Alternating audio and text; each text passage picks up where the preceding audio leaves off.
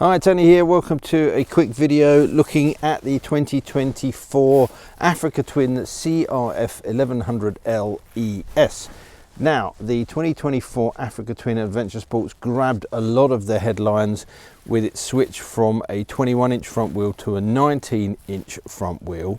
But the new CRF1100L has also had a few upgrades which could give it a broader appeal. So let's take a look at what's changed.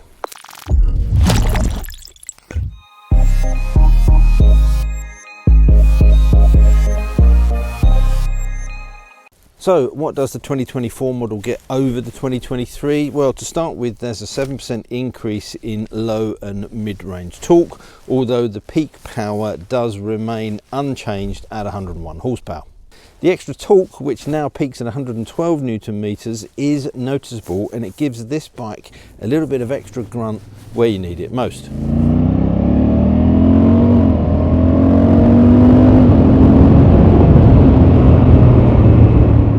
I never thought the Africa Twin felt underpowered, far from it, but the increased compression, new valve timing and a change to the intake ports and ECU map means there's more on tap, which can only be a good thing. Chassis wise, nothing has really changed, but obviously the standard bike retains that 21-inch front wheel, so the off-road guys will be happy about that.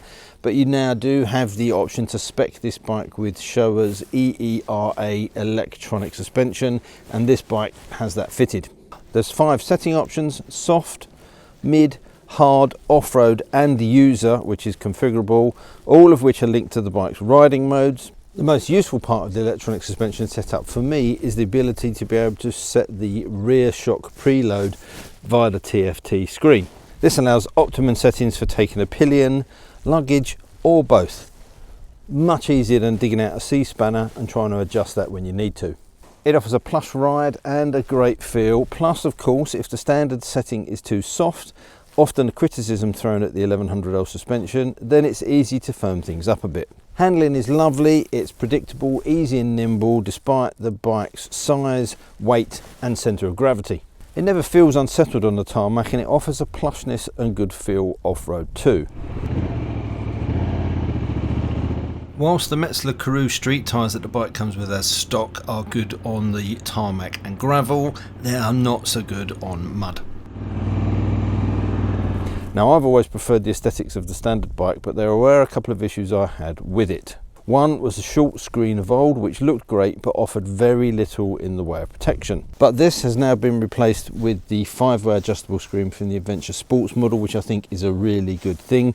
This screen is excellent. It provides really good protection in its highest position and offers really good airflow when in its lowest position. The other issue I had with the standard bike is that it ran with inner tubes. Now, I don't have a problem with inner tubes per se, but I appreciate that, you know, if you're riding off-road or you're in remote or harsh landscapes and you get damage to the tyre or rim, then they offer you a better solution to get yourself out of trouble. However, the thought of having to pull a rear wheel out and take the tyre off and get the inner tube out and change that in the rain didn't really appeal. So the switch to tubeless rims I think is a really good thing, and I think that's going to be welcomed by a lot of potential buyers. So the switch to tubeless rims I think is one of the factors that will open this bike up to more potential buyers.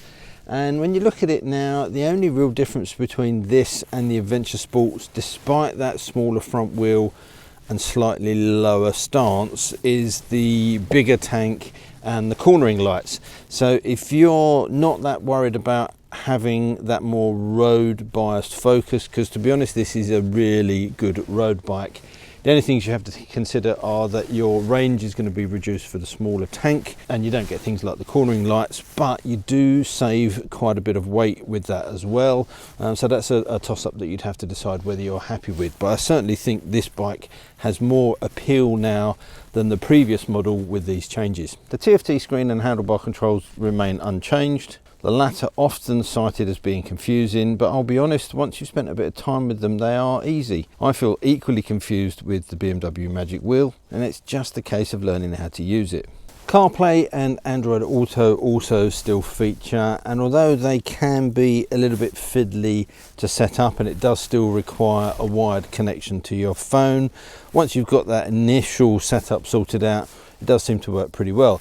However, On the Africa Twin Adventure Sports that I'm riding, I have switched and have fitted a wireless dongle which plugs into this port, and I must admit the experience of using CarPlay with that dongle has improved. This particular bike has got the DCT gearbox, and if you've watched my channel you know I am a real DCT fan.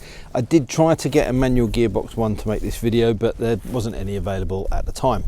However, the DCT gearbox for the 2024 model has had some refinement, so let's just take a quick look at that. Given the extra torque load down, it now shifts down earlier in drive mode, and the cornering detection via the IMU has been improved.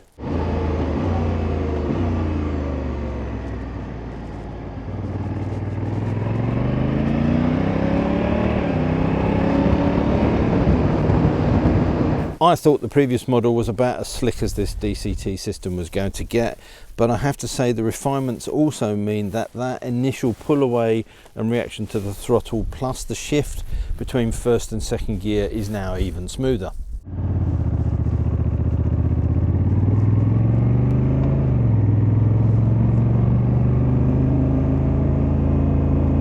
Now I realise of course that there are people out there that won't even ride a DCT bike, let alone buy one, and I'm not here trying to convert you. However, looking at Honda's sales figures shows that 49% of these standard bikes are sold with DCT, and that rises to a massive 71% for the Adventure Sports model, and it's increasing year on year. Now, as well as the inclusion of this screen, this front fairing has had a little bit of a reshape. The screen I think is the biggest change, as I've mentioned before. I'm 5'10", that's 178 centimeters, and with this screen in its highest position I can happily ride at motorway speeds with my visor open and not get any wind in my face. So to wrap up, let's take a look at pricing and colours. If you choose the non-electronic suspension version, you have the choice of Grand Prix Red or Matte Ballistic Black Metallic, and it will cost you £13,199. Go for the bike equipped with the electronic suspension and the price rises to £14,699, but you also get the choice of this lovely tricolour paint scheme. If you want DCT, then it's only available with the electronic suspension, and it will set you back £15,899 with a choice of all three colours. Personally, I welcome the changes. As I've said before, I have always probably preferred the standard bike from an aesthetic point of view, but now it comes with tubeless tyres, that adjustable screen and the optional electronic suspension. I think it makes for a really good all-round adventure bike.